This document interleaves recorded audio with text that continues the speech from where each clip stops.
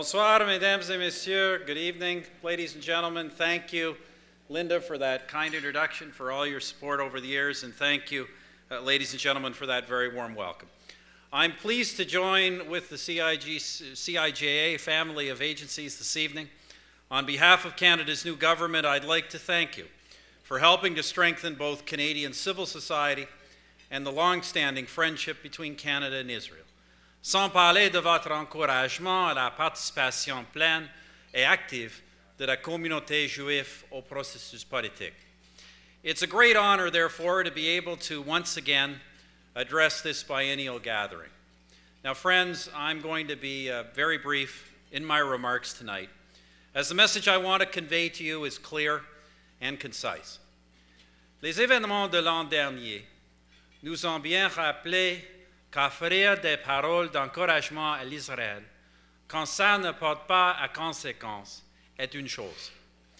Mais que le faire lorsque la situation exige est une toute autre chose.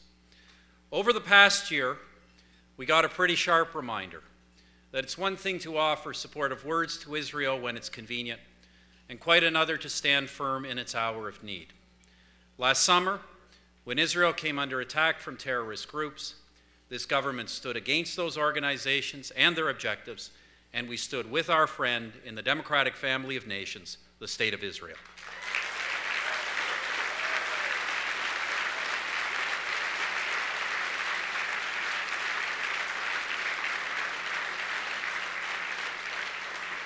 We stood by the commitment I made at your last dinner. We did so. We stood for the truth when it was not necessarily popular. Israel had a friend when it mattered, and that, my friends, is the only thing that really counts.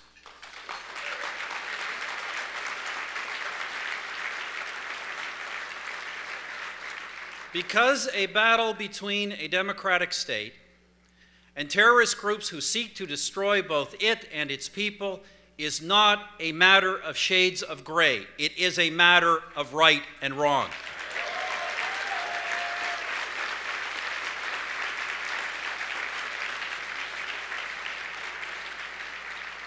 En même temps, mes chers amis, tout comme notre gouvernement soutient le droit d'Israël de défendre ses frontières et sa population, nous soutenons un avenir juste pour le peuple palestinien.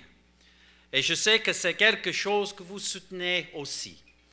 Now, friends, just as our government supports Israel's right to defend her borders and her population, so too do we support a fair and just future for the Palestinian people. And I know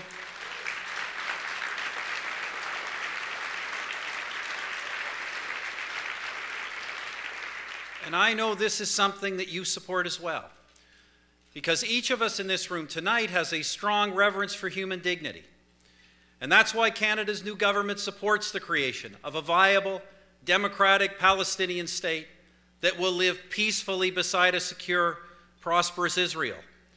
The road to this much-needed state, however, will not be paved with the blood of innocent victims of terror.